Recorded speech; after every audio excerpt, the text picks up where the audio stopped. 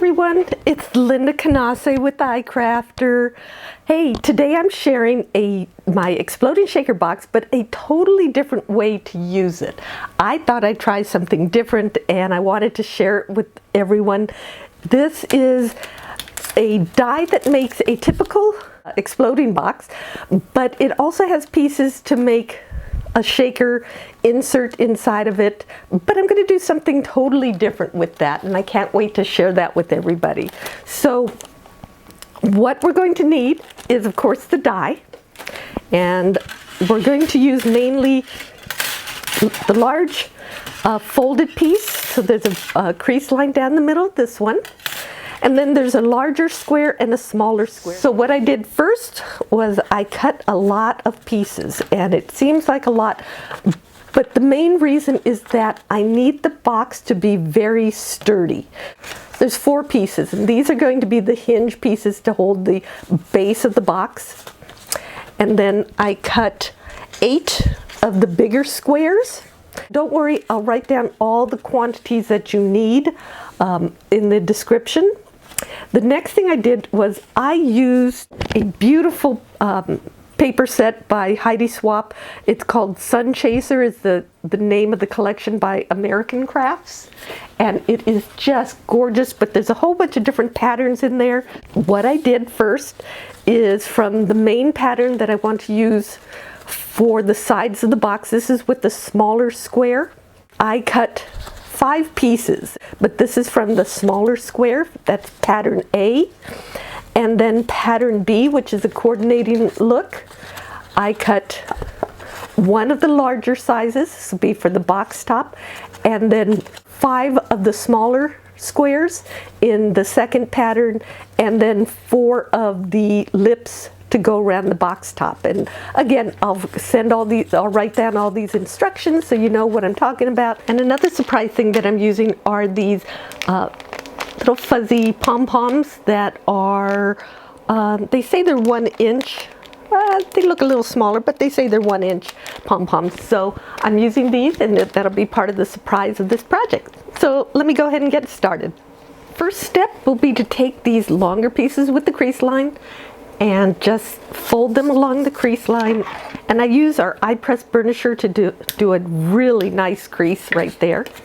And so I did that on all 4 pieces. And this is how you would make any of the exploding shaker boxes. So you line up the bottom, and then we're going to put these on as our sides. So what you can do is they go edge to edge. And there's different ways you can do this, but I'm going to do it this way. And I'm just going to do some dry tape, adhesive tape, and I'm just running it along here. We're going to keep these aligned just like that. And then we're going to put this one and make sure it sits right like that. Okay. Then we're just going to rotate it, take the other half, and make sure it's all nice and square. And you're basically aligning it along the center there. And so now, like I said, this is any way that you would do any of our exploding shaker boxes. Okay. So now we have the bottom nice and square. Now this is a thicker cardstock, but it still is too flimsy for what we want to do. That is why I cut all these extra pieces. And what we're going to do is just adhere these to the sides just to make it thicker. And I'm going to do 2 on each side. And again, this is just to strengthen the sides. It has nothing to do with the function of how the exploding shaker box works, but I just want to make sure it's nice and strong. So let me go ahead and do that.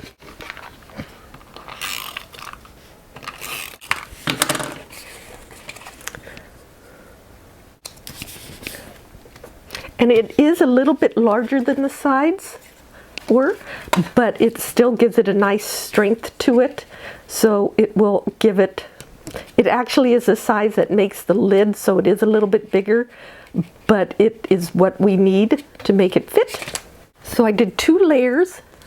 So I have the original piece there, and then I put 2 layers. So I have these pieces assembled, and I left a little gap here at the hinge so that they can explode real nicely both directions. So see that. So now I'm going to start attaching these pieces. Now remember, the box is going to sit this way, so you want the bottom, if there's a pattern, you want the bottom down that way. So the bottoms of all these pieces will go towards something like that. So now that I have all that, I'm going to do one of the other patterns is going to be the center of the bottom of the box. And you can see there's a little bit of a border around everything, which is how it's designed to be. And you can now start seeing the box itself come together. Now I'm going to make the lid of the box. And I have cut 2 of the larger pieces in solid white cardstock. And then I have 4 of the, actually I have 8 of these flaps that I'm going to use. And then I have 4 of the decorative pieces and 1 of the larger squares. So what I'm going to do, again, I need this to be really strong.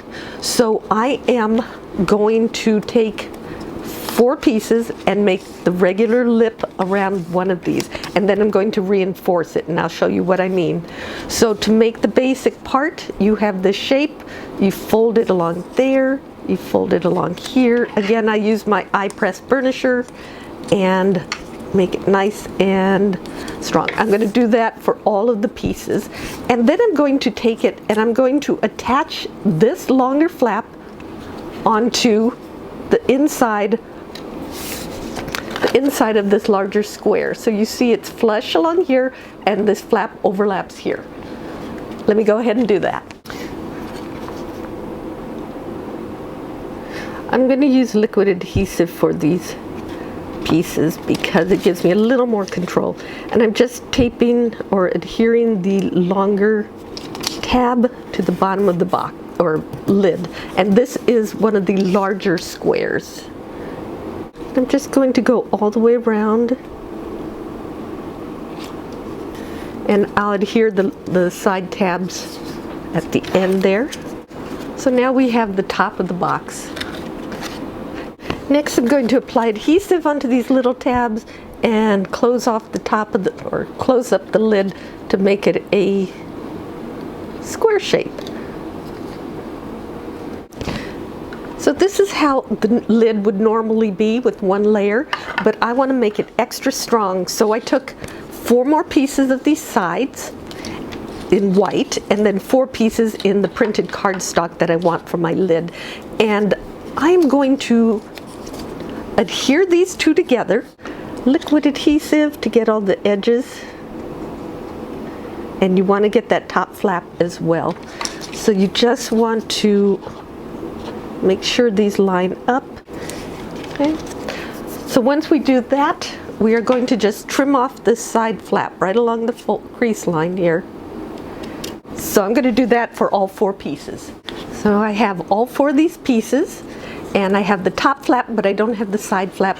And again, this is only because I want this to be extra strong, and I am going to attach it to the sides of this box top.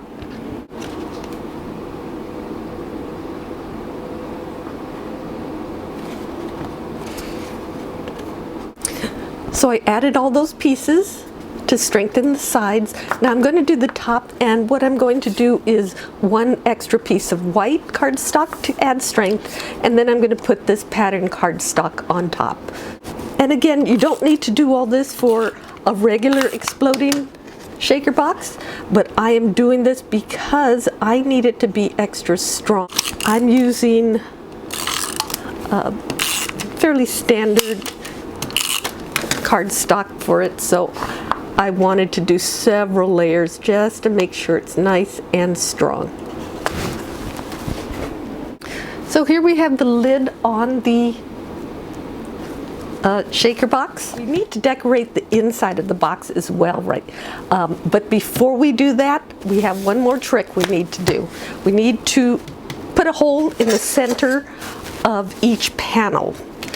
I found the center of each side by doing angle to angle and doing a little mark this way and this way, and then I have my 3/8 inch elastic cut to 6 inches long, and I'm just laying it right at the center and just penciling in a line to show where the width of it is. And I think I did all, oh, except for this one.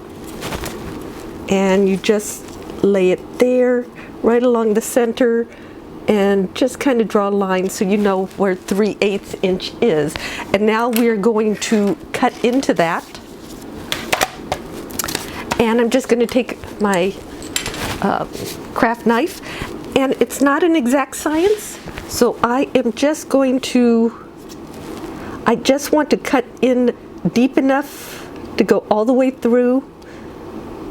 And that is why I didn't do the inside paper yet, because it is, I want to hide it.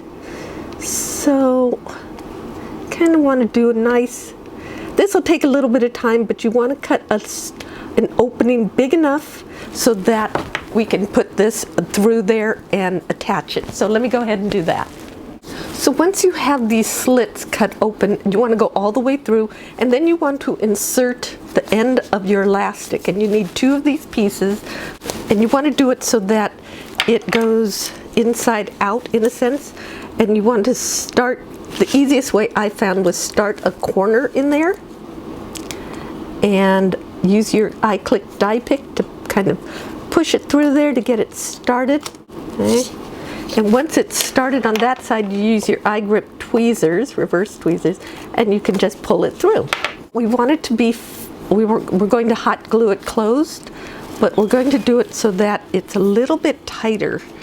We want it to be tight enough so that it wants to open itself.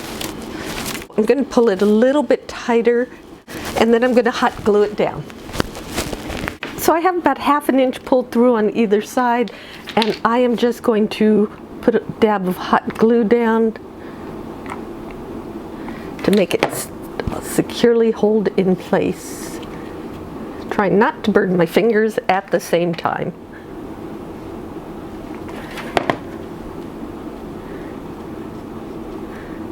And you kind of want to do it as flat as possible, because we are going to put paper over it, but you want it flat. So now I'm just going to repeat it on the other side. So here's the trick. When you're tightening the elastic on the side, is that when it's inside out, so the pretty sides are out here, that the elastic is just right, just taut enough. So that's where we want it to be. You don't want any slack in this, because you want it to basically look like a complete box when it's inside out. So now we're going to decorate the inside. The only thing that would be different is that on the insides of the panels, so again the openings down here, is you wanted the pattern to go upwards. So the opening will be on the bottom. So that's the main trick. So we're just going to attach these layers. We're going to cover over that elastic with these panels, and then we will be almost done. So there's the box, and it's upside down, inside out, with the elastic on the inside. So now there's only one thing left to do, and that is to add our pom-poms. But what we're going to do is turn it right side out, and this is why we needed to have the hinge so careful, or the to reinforce all the sides. Let's see if I could pour these in there.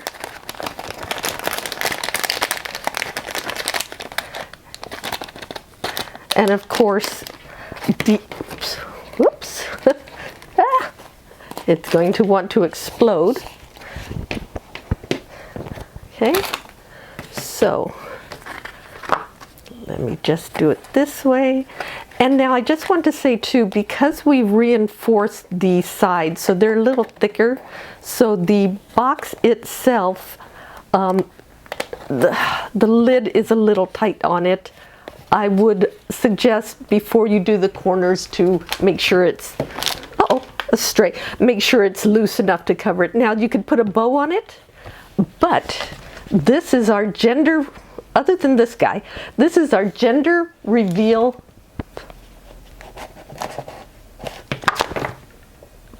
Ta-da! Here's the final gender reveal box, all wrapped up.